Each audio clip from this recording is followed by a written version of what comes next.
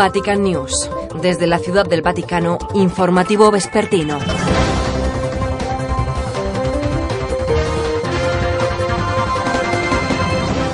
Estimados oyentes, reciban un cordial saludo de Sofía Lobos en nombre de toda la redacción. Les presentamos los titulares de hoy, miércoles 28 de agosto, memoria litúrgica, entre otros, de San Agustín, obispo de Hipona y doctor de la Iglesia. Pidamos al Espíritu Santo la fuerza de no asustarnos frente a quien nos manda a callar e incluso atenta contra nuestra vida. Fue la recomendación del Papa Francisco en su catequesis de este miércoles, dedicada a los Hechos de los Apóstoles. La efusión de la ternura del resucitado fue el tema a partir del cual el Santo Padre desarrolló su reflexión. Consagran a un segundo obispo en China con mandato pontificio. 2 días después de la consagración del obispo de Jining, Bulanchabu, hoy en China se realizó la ordenación episcopal de Stephen Zhu Hongwen, de la diócesis de Hanzhong, en el noreste del país, provincia de Shanxi. Valiente y decidida, así es la pequeña Patricia, una niña de República Centroafricana de tan solo 12 años que tras ser abusada sexualmente hace 3 meses ha contraído el virus del VIH. Médicos Sin Fronteras nos cuenta más detalles sobre cómo la pequeña ha recorrido con valentía más de 5 horas a pie para llegar al hospital y recibir su tratamiento. En breve les ofreceremos más detalles sobre todas estas noticias desde la Ciudad del Vaticano para todo el mundo. Comenzamos. En nombre del Padre, del Figlio e dello Spirito Santo. La pace sia con voi.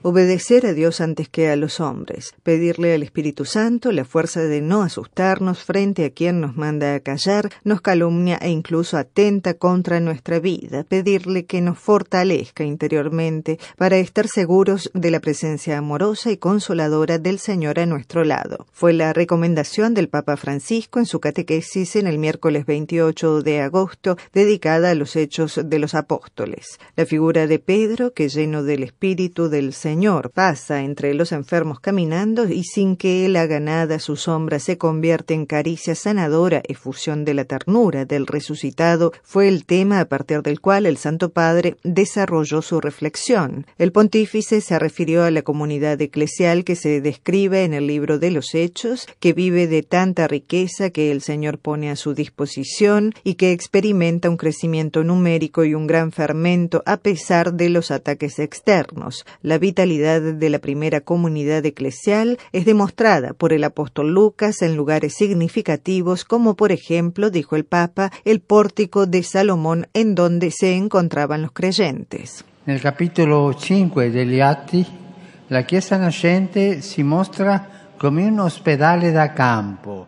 En el capítulo 5 de los Hechos, la Iglesia naciente se muestra como un hospital de campaña que acoge a los más débiles, es decir, a los enfermos. Su sufrimiento atrae a los apóstoles que no poseen ni plata ni oro, sino que son fuertes en el nombre de Jesús. A sus ojos, como a los ojos de los cristianos de todos los tiempos, los enfermos son destinatarios privilegiados del feliz anuncio del reino. Son hermanos en los que Cristo está presente de modo especial para dejarse buscar y encontrar por todos nosotros. Los enfermos, dijo el Papa, son privilegiados para la Iglesia, para el corazón sacerdotal y para todos los fieles. No son para descartar. Al contrario, se deben curar, acudir. Son objeto de la preocupación cristiana. El Papa indicó que entre los apóstoles emerge Pedro, quien tiene preeminencia en el grupo apostólico por la primacía y la misión recibida del resucitado. Él pasa entre los enfermos haciendo lo mismo que Jesús, asumiendo en sí las enfermedades y las dolencias. Pero Pedro, advierte el pontífice, permite que otro se manifieste, es decir, permite que el Cristo vivo y operante se manifieste a través de él. Il testimone, infatti, è colui che manifesta a Cristo, sia con le parole, sia con la presencia corpórea. Esto porque el testigo, de hecho, es aquel que manifiesta a Cristo, tanto con las palabras como con la presencia corpórea, lo que permite relacionarse y ser una extensión del Verbo hecho carne en la historia. Pedro, lleno del Espíritu del Señor, pasaba caminando y sin que él hiciera nada, su sombra se convertía en caricia sanadora, efusión de la ternura del resucitado que se inclina sobre enfermos y restituye dignidad, vida y salvación. De este modo, Dios manifiesta su cercanía y hace que las llagas de sus hijos se conviertan en lugar teológico de la ternura divina. Así se puede decir que todo en Pedro, incluso su sombra, irradia la vida del resucitado. Los enfermos recobran la salud y el mundo proclama la gloria del Padre.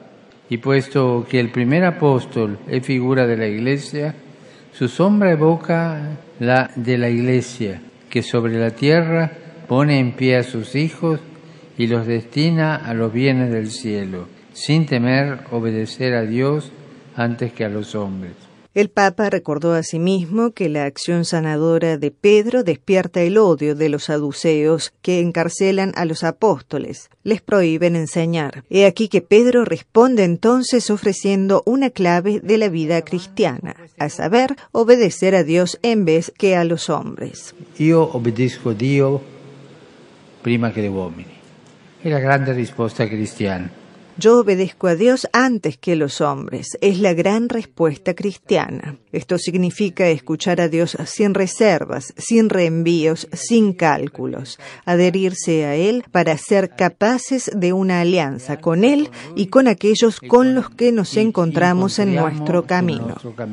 Al final de la catequesis, durante sus saludos a los fieles, el Papa Francisco dedicó un pensamiento especial, como es habitual, a los jóvenes, los ancianos, los enfermos y los recién casados. Recordando la fiesta de San Agustín, obispo y doctor de la Iglesia, a quien celebramos hoy, invitó a dejarse inspirar por su santidad y su doctrina. Al saludar a los peregrinos polacos, el Santo Padre recordó que el 1 de septiembre se cumple el 80 aniversario del inicio de la Segunda Guerra Mundial, que comenzó con la agresión nazi alemana contra Polonia. Pregheremo tutti per la pace, affinché non si ripetano più le tragiche vicende provocate dall'odio. Todos rezaremos por la paz para que los trágicos acontecimientos causados por el odio que solo trajo destrucción, sufrimiento y muerte no se repitan más, aseguró, y exhortó a rezar a Dios para que la paz reine en los corazones de los hombres, en las familias, en las sociedades y entre los pueblos.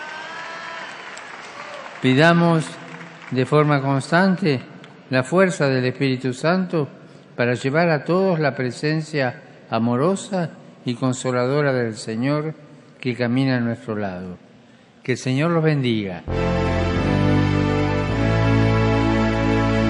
El director de la Oficina de Prensa de la Santa Sede, Matteo Bruni, respondiendo a las preguntas de los periodistas, confirmó que Monseñor Antonio Yao Xun ha sido consagrado obispo con mandato pontificio. Monseñor Antonio Yao Xun fue consagrado obispo de Jining, en Mongolia Interior, en China. La consagración episcopal de Monseñor Xun es la primera que se realiza en el marco del acuerdo provisorio entre la Santa Sede y la República Popular China, firmado en Pekín el 22 de septiembre de 2018, explicó el director de la Oficina de Prensa de la Santa Sede.